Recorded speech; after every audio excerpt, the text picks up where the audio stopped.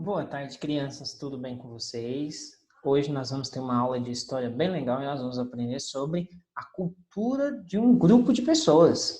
Vocês sabiam que o Brasil ele foi formado por um grupo bem especial de pessoas? O Brasil, lá na época do descobrimento, ele tinha apenas três grupos de pessoas que moravam aqui, que eram os portugueses, que vieram da Europa, tínhamos os negros, que vieram da África, e nós tínhamos os índios, os indígenas que moravam aqui na América, quando o Brasil foi descoberto. Só que com o passar do tempo, o povo brasileiro foi aumentando, foi chegando gente de fora, e essas pessoas começaram a morar aqui no Brasil, criar seus filhos aqui no Brasil, e começou-se a ter uma cultura diferenciada. E o povo brasileiro hoje ele é uma mistura de vários povos diferentes. Pensa aí, quase todos os povos do mundo têm um representante aqui no Brasil. E esse representante traz a sua cultura, traz o seu jeito de viver, e aí vai incorporando com o jeito de viver que os brasileiros têm, vai nascendo e surgindo uma nova cultura.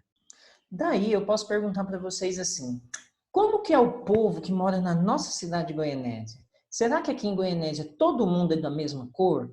Será que aqui em Goianésia todo mundo tem a mesma cultura, o mesmo jeito de ser? Creio que não. Nós podemos ter culturas parecidas, vivenciar culturas aí como festa junina, como celebrar o Dia das Mães, que a gente celebrou, Páscoa, Natal, etc., coisas semelhantes, mas cada pessoa dentro da sua casa age de um jeito diferente, não é verdade? Tem muitos de vocês aí que, por exemplo, tem o costume de jantar todo mundo junto à mesa da sala de jantar. Tem outros que jantam separado, tem outros que realizam o jantar na sala de TV, e assim vai. Isso é só um dos exemplos, mas tem vários outros exemplos de modos diferentes de se viver.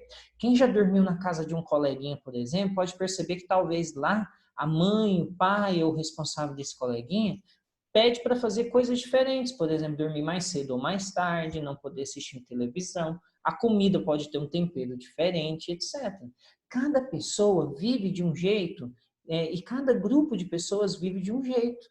E a gente tem que celebrar essa diferença, porque é essa diferença que faz o mundo ser tão legal como ele é. E hoje, então, na aula de história, nós vamos estudar essas diferenças que tem no mundo.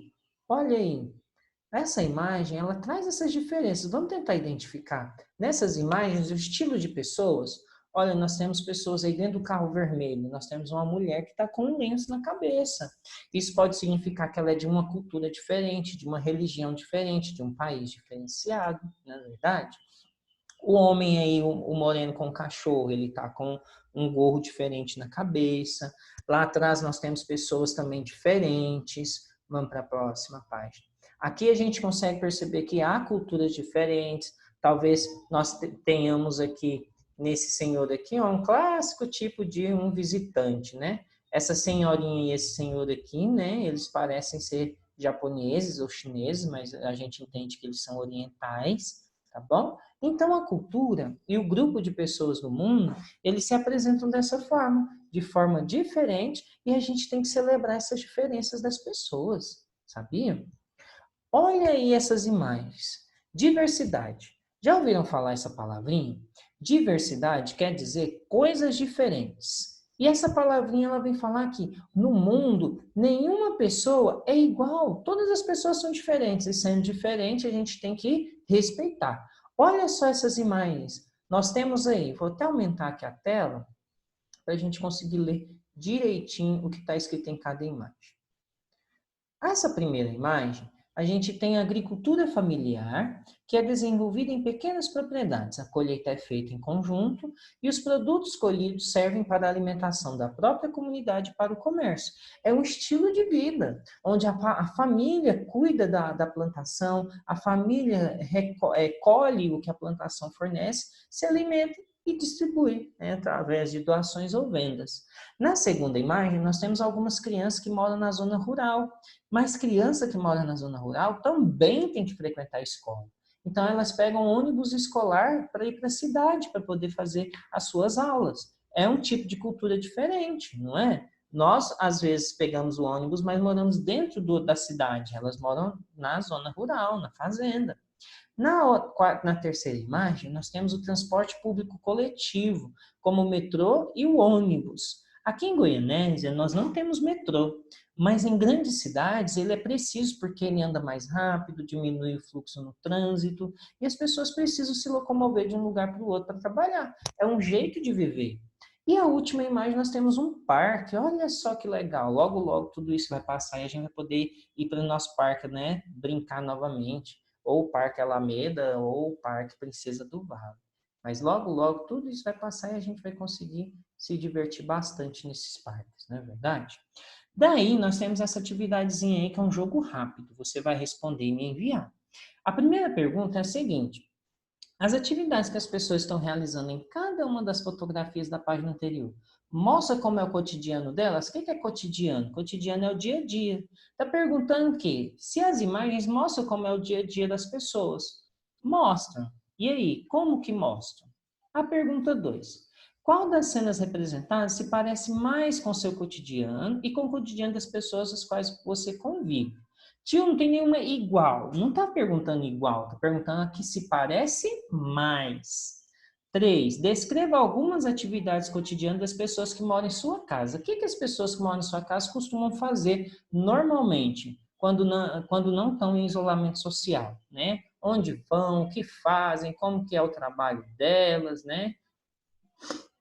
E aí vai. Lá no material de apoio, olha só, igual ou diferente. Lá no material de apoio tem umas figuras onde você vai recortar e vai formar 4 combinações de pares e cole-as no caderno. Observe que apesar da semelhança, também é possível perceber diferenças entre os personagens. Escreva embaixo de cada par pelo menos uma diferença que você identifica neles. Então você vai lá no material de apoio da nossa apostila, vai pegar lá, vai recortar e vai formar os pares, tá bom? Igualzinho está pedindo aqui. Outra coisa interessante para a gente saber é que os seres humanos vivem em grupos. As pessoas não conseguem viver muito tempo isoladas, não.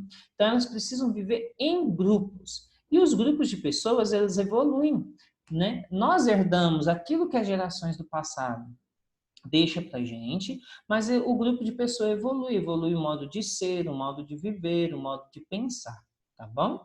Além dos grupos de pessoas mais próximas que convive com a gente, nós temos grupos de familiares, vizinhos, nós temos pessoas da sala de aula, da cidade.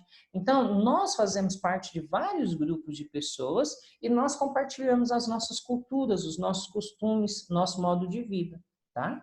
E aí tem um outro jogo rápido. Você vive em um lugar com muitos ou poucos habitantes. Goianésia está aí por volta de seus 70 mil habitantes. É considerado muita gente, né? E existe algum costume, como festas ou atividades culturais que é típico de sua cidade? Ó, no início da aula, eu já falei. Quem prestou atenção vai conseguir responder essas aí tranquilamente. Agora, essa parte aqui, que é o legal. A qual grupo cultural eu pertenço? Pois é. Será que eu sou indígena? Será que eu sou descendente português? Será que eu sou... Que tipo de grupo cultural eu pertenço? No lugar onde você vive, existem diferentes grupos. Você já prestou atenção nas características das pessoas e nos grupos sociais que convivem na sua cidade?